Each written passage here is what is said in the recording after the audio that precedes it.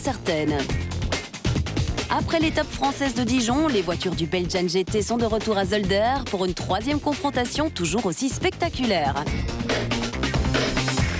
Ce week-end, retour en Belgique, à Zolder plus précisément, où se tenait la troisième manche du Belgium GT. Après Mosler et Porsche, les Ferrari, Dodge et Lamborghini rêvaient de revanche en terre limbourgeoise. Retour en Belgique donc après une escapade bourguignonne pour fêter le 45e anniversaire du circuit de Zolder. Pour la première fois de la saison, les concurrents du Belgian GT vont découdre sur une seule course de 2 heures au lieu de 2 manches d'1 heure. Au jeu des qualifications, c'est le très rapide Jeffrey Van Hooydonk qui impose sa Dodge Viper du team à plus compétition. La Mosler de Radermaker est en embuscade. Parmi les spectateurs, une jeune retraitée, Justine Hénin, très détendue, venue encourager Greg Fanchy, Vincent Voss, Bert Plongin et tous les autres.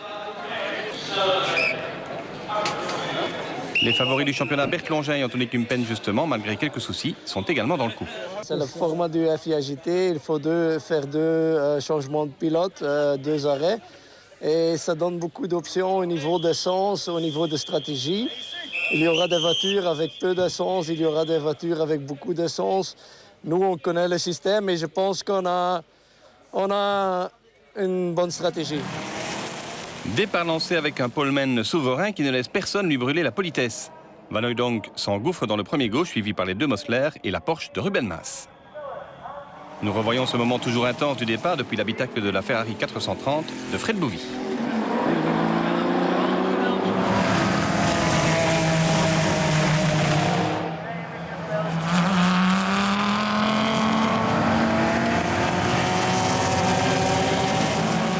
Pendant que Van Hooydonk prend le large, les 2 Mosler ne se font pas de cadeaux sous l'œil attentif de Bouvy. Ruben Maas en profite, lui, pour s'intercaler entre les 2 Américaines.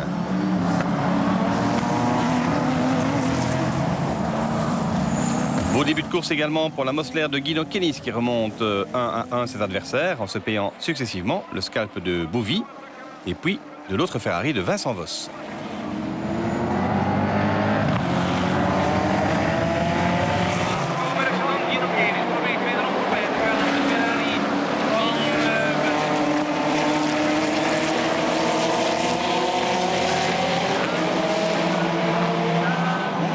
Les 2 potes Voss et Bouvy se chamaillent au volant de leur Ferrari respective, le tout dans un esprit très sportif. Pendant ce temps, Van Hooydonk caracole en tête, il n'a pas embarqué beaucoup d'essence, il est donc très rapide. Les 2 Mosler roulent derrière en formation, mais le moteur de la voiture de Kumpen laisse échapper un liquide inquiétant.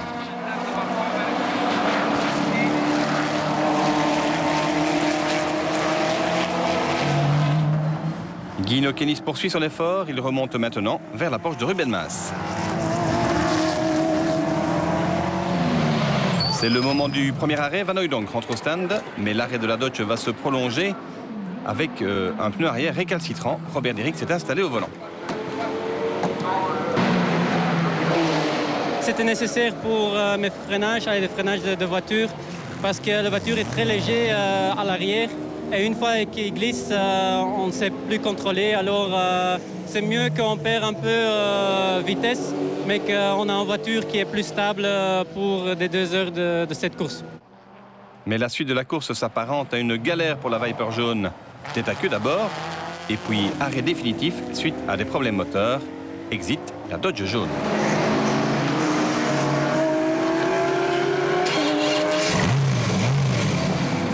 Souci également pour la Mosler de Kumpen-Longin avec des problèmes d'alimentation d'essence. La Mosler va bientôt devoir renoncer. Les 2 Limbourgeois ne sont décidément pas gâtés par la chance. En tête de la course, belle bagarre entre Kennis, Bouvy, Voss et Maas qui n'ont pas encore ravitaillé.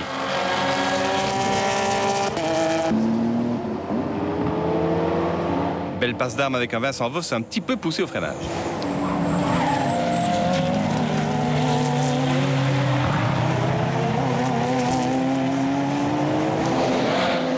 Fred Bouvy rentre au stand pour céder le volant à Damien Kunz. Maxime Soulet en fait de même avec Greg Fanchy. Vincent Voss reste un peu plus longtemps en piste pour finalement céder le relais à son équipier. Mais tous se sont bien amusés en tout cas. C'était un bon relais, hein. Je pense qu'on a fait un relais d'une 50aine de minutes. C'était assez serré entre 4-5 voitures. On On a fait une belle bagarre tout en étant sympa en piste. C'était très très amusant. Problème encore, mais cette fois pour la Mosler de Kennis de Kersmacher qui va jeter le gant.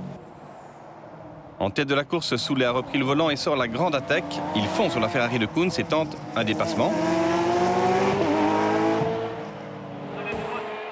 Et puis un deuxième, cette fois réussi.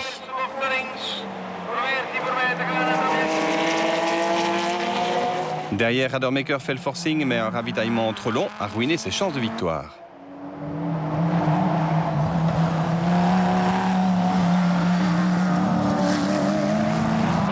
Comme à Dijon, c'est donc la Porsche GPR de Soulet-Franchi qui s'impose devant la Ferrari de Bouvikunz. La Mosler de Radermaker-Marshall signe ici son premier podium de la saison. Petit regret parce que sur la piste, la voiture a roulé nickel tout le temps. Et bon, c'est le premier ravitaillement qui traîne un peu et où on perd pas mal de temps, quoi. Mais bon, content d'être sur le podium, ça c'est clair. On a besoin d'un résultat avec Ron pour un peu se remettre à flot, quoi. Après un début de saison difficile, Maxime Soulet et Grégory Franchi sont les hommes en forme du moment. Ils deviennent les hommes à battre. On savait bien qu'on restait très compétitif en course. On s'est un peu loupé en qualif. C'est ça notre 8e place. Mais on savait bien que grâce à l'équipage, on serait performant et qu'on aurait joué le podium. Les Mosler ont encore eu un problème. La chance, la malchance, on ne sait pas. Mais bon, je pense que ça va continuer comme ça. Et on est sur la bonne voie après Dijon, 3e course de suite. C'est bien. Joli podium avec chose étonnante pour le Belgian GT ex-Belcar. Pas moins de 5 pilotes francophones sur les marches. Prochain rendez-vous du Belgian GT à la mi-juillet à l'occasion des 25 heures VW Fun Cup.